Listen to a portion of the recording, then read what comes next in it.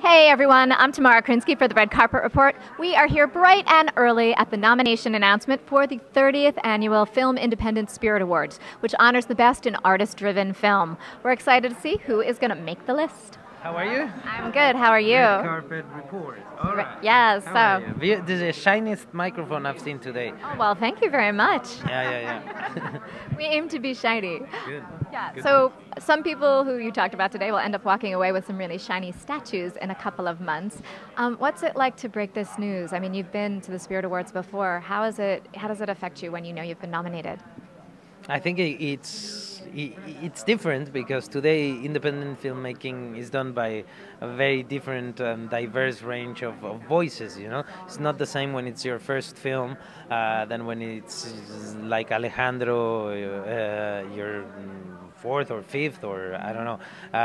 It's not the same when you got a release of one screen than when you have a film in the top 10. The amazing thing is that the family of independent film is growing, and the connection with the audience is growing too. The attention is growing too. I mean, there was like a place full of cameras and reporters and people making sure everyone knows what the Independent Spirit Awards are celebrating. And that's good news, you know. That's good news because most of the films they celebrate I kind of like. So as an audience, I want to make sure they're always there to tell me what's out there that I don't know, you know. Well, I won't ask you for a favorite because, you know, that's tough. But if you could, you know, recommend a couple of films that people should try and catch this year, what's on your top list right now? There's plenty. I don't know. It's painful to go through this because also as soon as I say one, I might be forgetting another one and I'm going to be punished for that. Well, I don't want you to get punished. So how about let's change the topic. And so you're an actor and a director. You know, for people who want to be both in front of and behind the camera, what's a piece of advice that you could pass along that you've learned in your experiences? That you really have to know why you're doing what you're doing. You have to know why you're telling a story. The connection needs to be strong because it's a rough journey. Not many of the films that get to be made find an audience.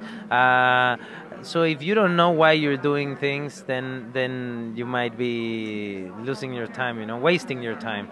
So it's important to have a strong connection with whatever you're telling. And if you have that, and if you remember why you do it, and it doesn't matter at the end where you get, you know, what matters is the journey, basically.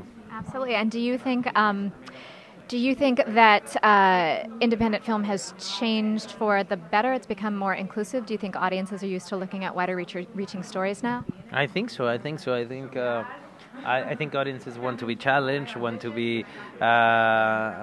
have the chance also to choose, you know, and yeah, the great thing about the names I read today is that many of those films we all knew about, you know.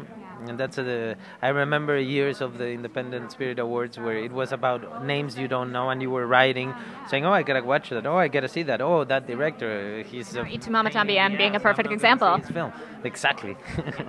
Yeah. So today the connection exists, and that's important because it tells us the need for the films we do, and it gives you energy to keep going. Well, thanks for shedding some love on the films today, and we'll see you soon. Thank you.